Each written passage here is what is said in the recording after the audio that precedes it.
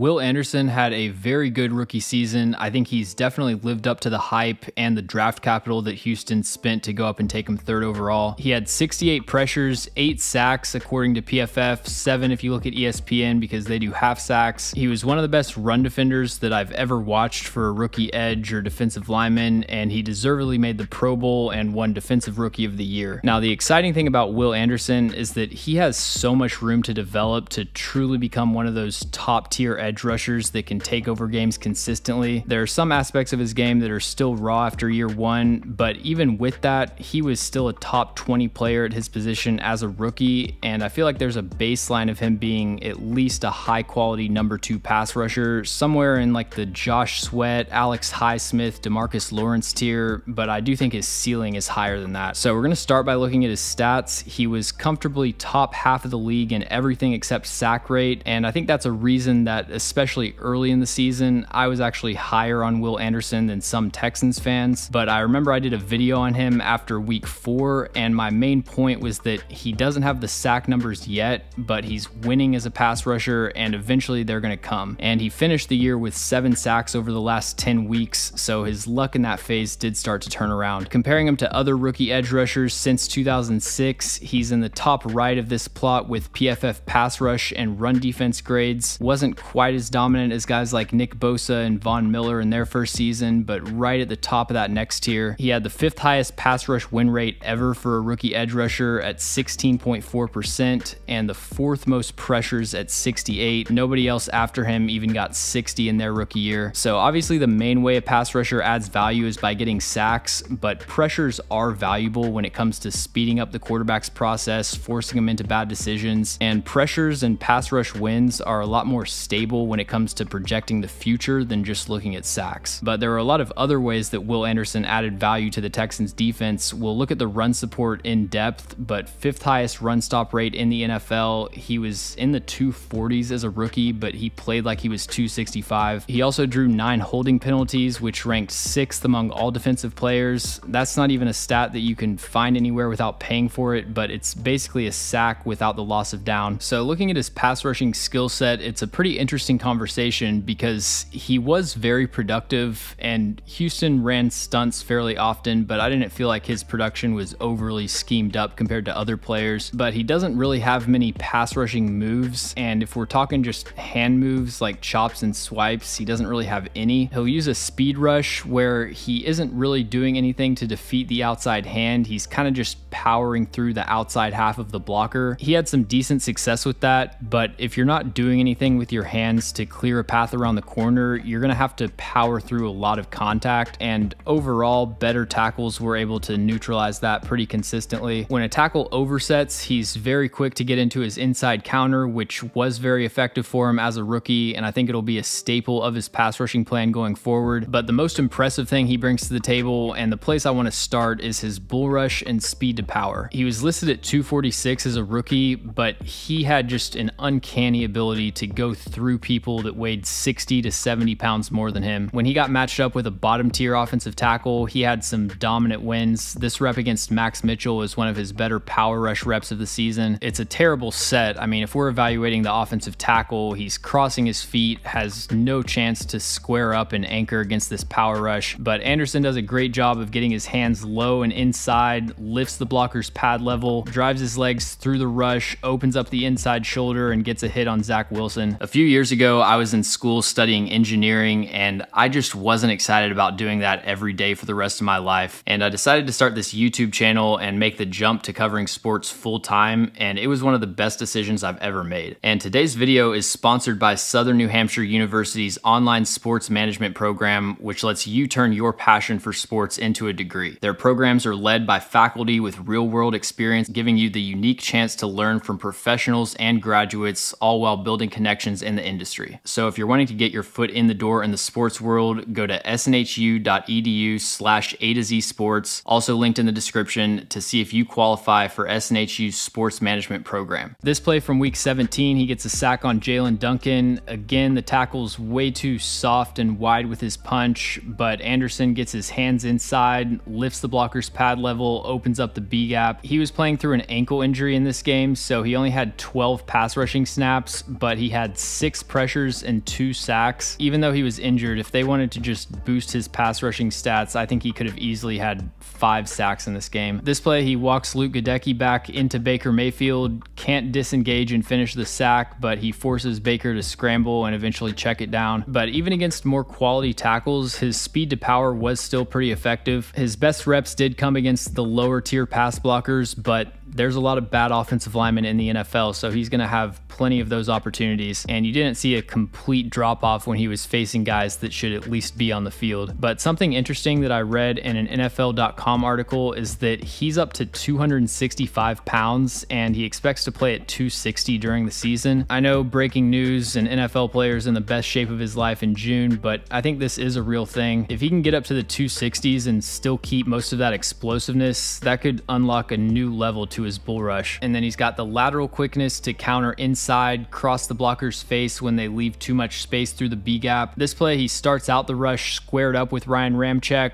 Once he gets into his pass set, he crosses over, closes in on Derek Carr, forces him to check it down. This play, they're just running a slant where everybody's rushing the gap to the right of them. If the tackle's first steps aren't to slide over and mirror that B gap rush, they just have no chance of sealing him off. Good job using the left hand here to rip underneath the arm, pin him back, and prevent him from recovering. This play from week 1, he beats Kevin Zeitler with an inside counter rip through the A gap. Again, the initial steps ensure that the blocker's taken a couple kick steps to the outside in his pass set, and then if he's already moving in the opposite direction, there's no way he's going to be able to mirror him when he crosses his face. He ends up getting a hit on Lamar Jackson, which forces him to throw it behind Zay Flowers. Not a sack, but an extremely valuable play from Will Anderson. So the lateral quickness is very difficult to block. As long as he can pose a realistic threat rushing to the outside, he's going to have plenty of opportunities to counter through the B gap, and he's going to get a lot of production that way. He also did a pretty good job of recognizing when the tackle was putting himself in a compromising position and getting into his counters, even if he had already committed to a speed rush. This play, the Saints have a guard playing right tackle. He takes a wild pass set, leaning way too far to the outside. Once Will Anderson makes contact, he knows that if he just steps inside, Cesar Ruiz is going to have no chance of redirecting and sliding with him, so he hooks underneath his inside arm, uproots his base, gets him completely turned around, and gets a hit on Derek Carr. And then right here, he gets a sack on Kyler Murray. He's trying to use a cross chop, but it lands on air, and he's got chip help to the outside, but he recognizes that Paris Johnson's leaning too far upfield, hooks the inside arm, good coverage on the back end, and Kyler has to step into a sack. Now, as a speed rusher, he absolutely has potential, but he's not all the way there yet. He's explosive, he can bend the corner to tight angle, and he's got a relentless motor. He has all the natural talent and ability to be a productive speed rusher, but he needs to get a lot better with his hands so he can make his job easier. I don't know if he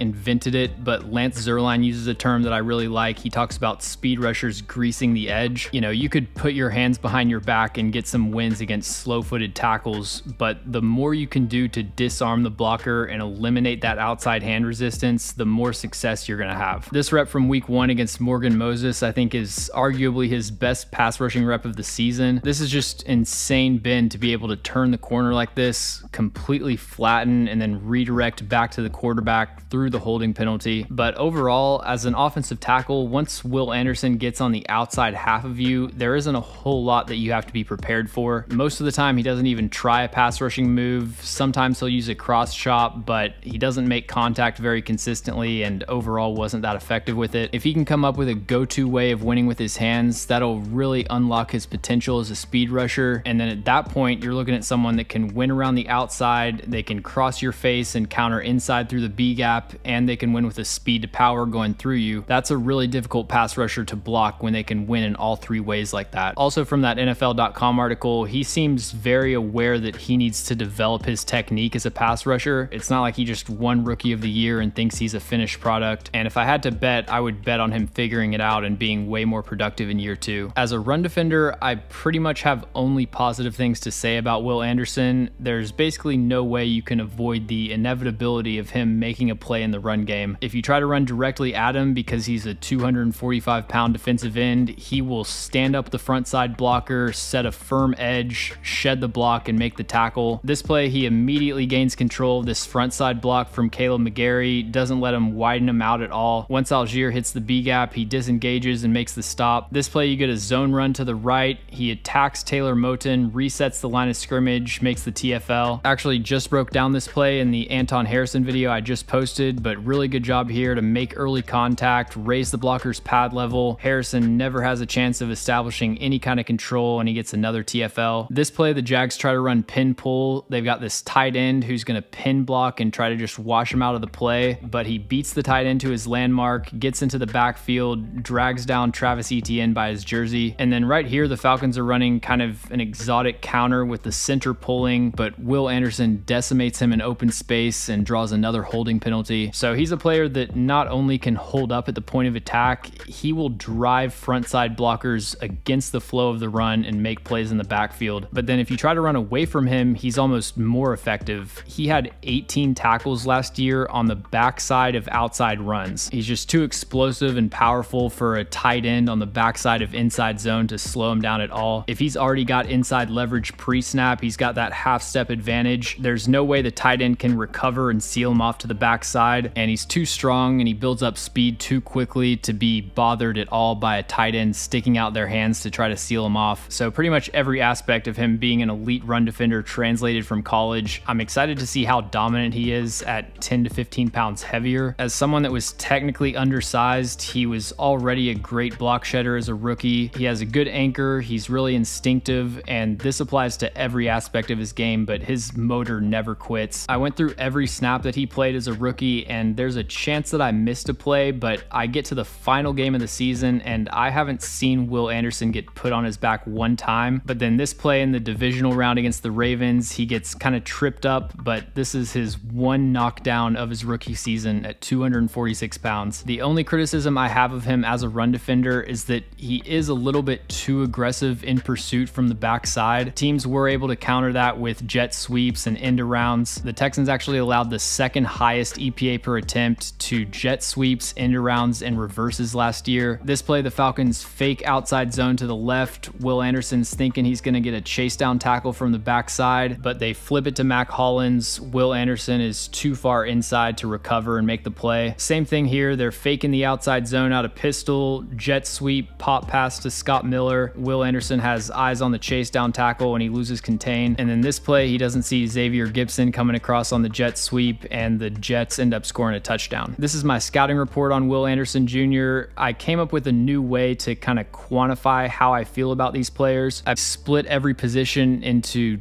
10 to 20 key traits, and I'm giving each player a score on a scale of 0 to 100. On this scale, a 50 is exactly league average, so it's not like Madden. A 72 in a trait means that's something they do really well. And then I calculate these overall scores that aren't just an average. I've got a bunch of normalization type of stuff going on. Basically, the goal is just to scale it so that if I rated every player, half of them would be above 50, half of them would be below. And the only two aspects of Will Anderson's game that I think are below average are his hand usage as a pass rusher and his overall moveset. Everything else is above average to great, and if he just adds a cross chop, like, he's a complete player.